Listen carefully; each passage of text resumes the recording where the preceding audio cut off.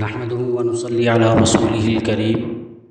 أما بعد فأعوذ بالله السميع العليم من الشيطان الرجيم بسم الله الرحمن الرحيم قل أتحاجوننا في الله وهو ربنا وربكم ولنا أعمالنا ولكم أعمالكم ونحن له مخلصون. وقال الله تعالى وتبارك في مقام آخر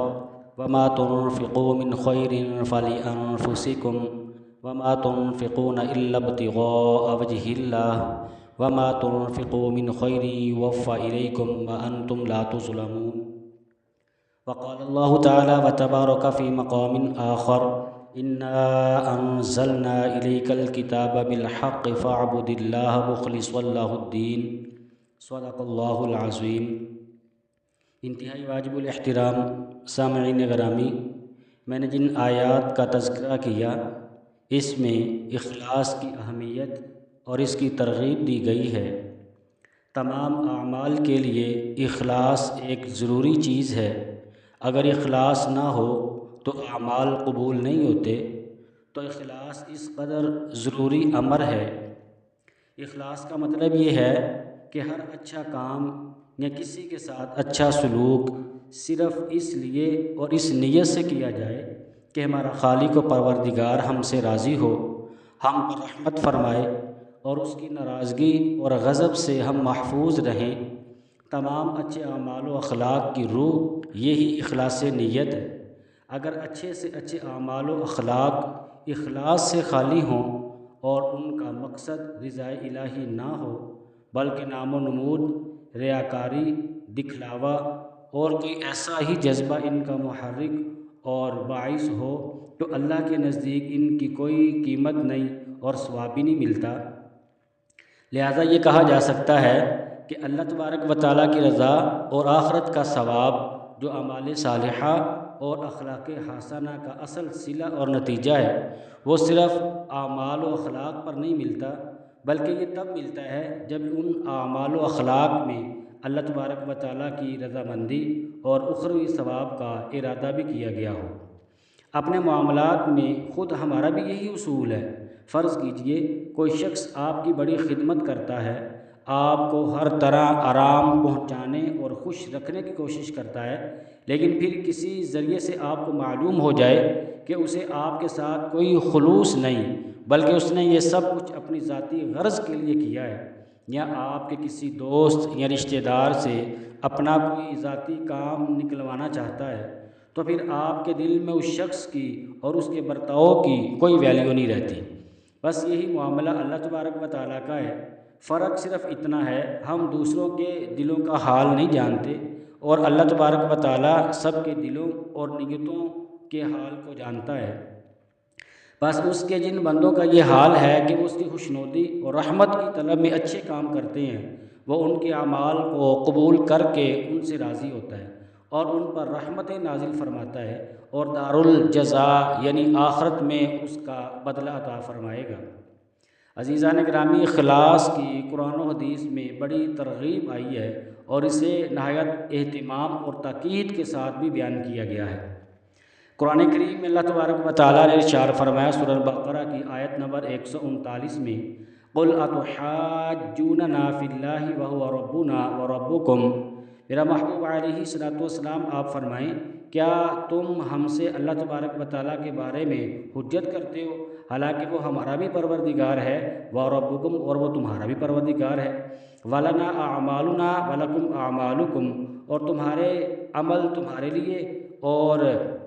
ہمارے عمل یہ ہمارے لیے ہیں، وَنَحْنُ لَهُ مُخْلِصُونَ اور ہم نے تو اپنی بندگی اللہ تبارک و تعالیٰ کے لیے خالص کر لی ہے. اور اسی طرح قرآن کریم میں ایک اور مقام پر سورۃ البقرہ کی آیت نمبر 272 میں اللہ پاک یہ بات ارشاد فرماتے ہیں وَمَا تُنْفِقُوا مِنْ خَيْرٍ فَلِأَنفُسِكُمْ اور جو مال بھی تم خرچ کرتے ہو وہ خود تمہارے ہی فائدے کے لیے ہے. وَمَا تُنْفِقُونَ إِلَّا ابْتِغَاءَ وَجْهِ اللَّهِ جبکہ تم اللہ کی خوشنودی طلب کرنے کے سوا کسی اور غرض سے خرچ نہیں کرتے۔ یعنی جو مال اللہ تبارک و تعالیٰ کے راستے میں اللہ تبارک و تعالیٰ کی خوشنودی، اللہ تبارک و تعالیٰ کی رضامندی حاصل کرنے کے لیے کیا جاتا ہے تو اس مال کا اپنے آپ کو ہی فائدہ حاصل ہوتا ہے۔ آگے فرمایا کہ وَمَا تُنْفِقُوا مِنْ خَيْرٍ يُوَفَّ إِلَيْكُمْ وَأَنْتُمْ لَا تُظْلَمُونَ، اور جو مال بھی تم خرچ کرو گے تمہیں پورا پورا دیا جائے گا اور تم پر ذرا برابر بھی ظلم نہیں ہوگا۔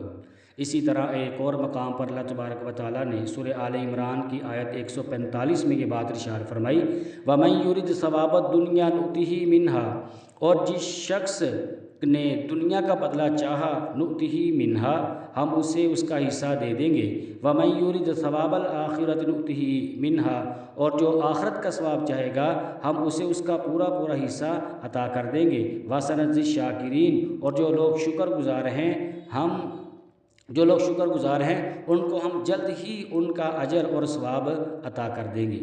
اسی طرح قرآن کریم میں ایک اور مقام پر اللہ تبارک و تعالیٰ نے یہ بات ارشاد فرمائی، ان المنافقین فی الدرک الاسفل من النار، یقین جانو کہ منافقین جہنم کے سب سے نچلے طبقے میں ہوں گے۔ آگے فرمایا وَلَن تَجِدَ لَهُمْ نَصِيرًا، اور ان کے لیے آپ کوئی مددگار نہیں پائیں گے، ان لوگوں کو بے یارو مددگار چھوڑ دیا جائے گا، إِلَّا الَّذِينَ تَابُوا، مگر وہ لوگ جنہوں نے توبہ کر لی، وَأَصْلَحُوا، اور انہوں نے اپنی اصلاح کر لی، وَاعْتَصَمُوا بِاللَّهِ، اللہ تبارک و تعالیٰ کا سہارا مضبوطی سے ان لوگوں نے تھام لیا، وَخْلَصُوا دِينَهُمْ لِلَّهِ فَأُولَٰئِكَ مَعَ الْمُؤْمِنِينَ، آگے فرمایا اور اپنے دین کو خالص اللہ رب العزت کے لیے بنا لیں گے تو ایسے لوگ مومنوں کے ساتھ شامل ہو جائیں گے۔ اور آگے فرمایا وَسَوْفَ يُؤْتِ اللَّهُ الْمُؤْمِنِينَ أَجْرًا عَظِيمًا، اور اللہ تبارک و تعالیٰ مومنوں کو ضرور اجر عظیم عطا فرمائیں گے۔ اسی طرح قرآن کریم میں ایک اور مقام پر اللہ تبارک و تعالیٰ نے سورہ اعراف میں یہ بات ارشاد فرمائی، قُلْ آمَرَ رَبِّي بِالْقِسْطِ وَأَقِیمُوا وُجُوهَکُمْ عِنْدَ كُلِّ مسجد، فرمایا کہو کہ میرے پروردگار نے تو انصاف کو حکم دیا ہے اور یہ حکم دیا ہے کہ جب کہیں سجدہ کرو اپنا رخ ٹھیک ٹھیک رکھو،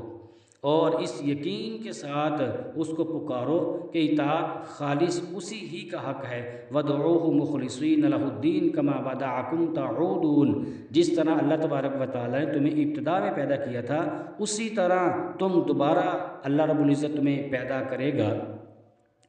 اور ایک اور مقام پر اللہ تبارک و تعالیٰ نے قرآن کریم میں سورۃ الروم آیت نمبر 39 میں یہ بات ارشاد فرمائی، وَمَا آتَيْتُم مِّن زَكَاةٍ تُرِيدُونَ وَجْهَ اللَّهِ، اور جو زکوٰۃ تم اللہ رب العزت کی خوشنودی حاصل کرنے کے ارادے سے دیتے ہو، فَأُولَٰئِكَ هُمُ الْمُضْعِفُونَ، تو جو لوگ بھی ایسا کرتے ہیں وہ اپنے مال کو کئی گنا زیادہ بڑھا دیتے ہیں۔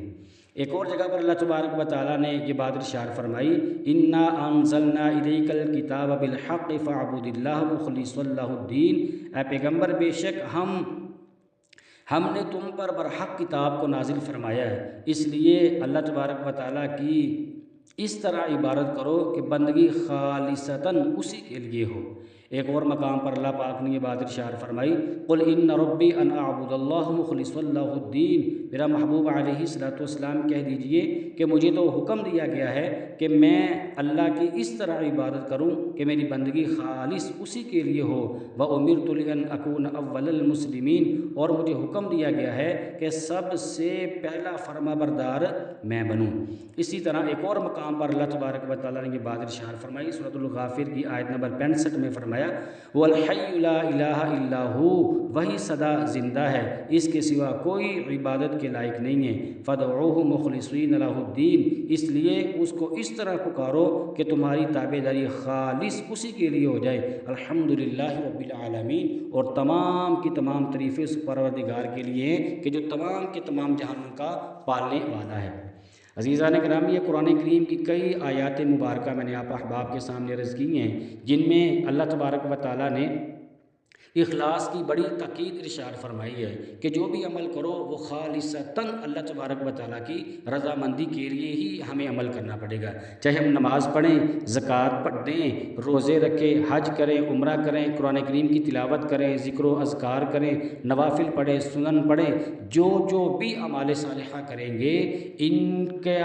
اس عمل کے اوپر ہمیں اجر اور ثواب اسی وقت حاصل ہو سکتا ہے جب ہم اللہ تبارک و تعالیٰ کو راضی کرنے کے لیے پڑھیں گے۔ اگر ہم نے کسی کو دکھلاوے کے لیے اور ریاکاری کے لیے، نام و نمود کے لیے، یا اس نیت سے کہ میں اللہ کے راستے میں صدقہ کر رہا ہوں، زکوٰۃ دے رہا ہوں، بڑا مال خرچ کر رہا ہوں، لیکن اس میں اگر نیت کے اندر خرابی پیدا ہوگی کہ لوگ مجھے کہیں گے بڑی بات ہے یار، بڑا سخی آدمی ہے، تو یاد رکھیے گا یہ سخاوت یہ میرے اور آپ کے کل قیامت والے دن منہ پر مار دی جائے گی، اور یہ بات کہہ دی جائے گی کہ یہ جو تو نے عمل کیا تھا یہ تو نے لوگوں کو دکھانے کے لیے کیا تھا کہ لوگ مجھے کہیں کہ واہ واہ بڑی بات ہے، یہ بڑا سخی آدمی ہے، سو لوگوں نے تمہیں سخی آدمی کہہ دیا، اب ہمارے پاس جو ہے تمہارے اس عمل کا ہمارے پاس کوئی اجر، کوئی بدلہ، کوئی ثواب نہیں ہے۔ تو اس لیے عزیزان گرامی ہمیں ضرورت اس چیز کی ہے ہم اخلاص کو مد نظر رکھیں، جتنا زیادہ اخلاص ہوگا اخلاص کی برکت سے ہی اللہ تبارک و تعالیٰ میرے اور آپ کے ہر اعمال صالحہ کو قبول فرمائیں گے۔ اگر ہمارے اندر اخلاص نہ ہوا تو یہ ہمارا عمل ہمارے کسی کام نہیں جائے گا، یا کسی کھاتے میں نہیں جائے گا، اس کا کوئی اجر، اس کا کوئی ثواب نہیں ملے گا۔ اس کے علاوہ قرآن کریم میں اور کئی مقامات پر اللہ تبارک و تعالیٰ نے اخلاص کی تاکید اور ترغیب ارشاد فرمائی۔ نبی مکرم صلی اللہ علیہ وآلہ وسلم نے اخلاص کی بڑی ترغیب ارشاد فرمائی ہے، بڑی تاکید آپ نے ارشاد فرمائی ہے۔ تو یہ چند ایک آیات میں نے آپ کے سامنے عرض کی ہیں۔ دعا اللہ تبارک و تعالیٰ سے اللہ تبارک و تعالیٰ ہم سب کو اخلاص کی دولت سے مالا مال فرمائے۔ آمین۔ وآخر دعوانا ان الحمد للہ رب العالمین۔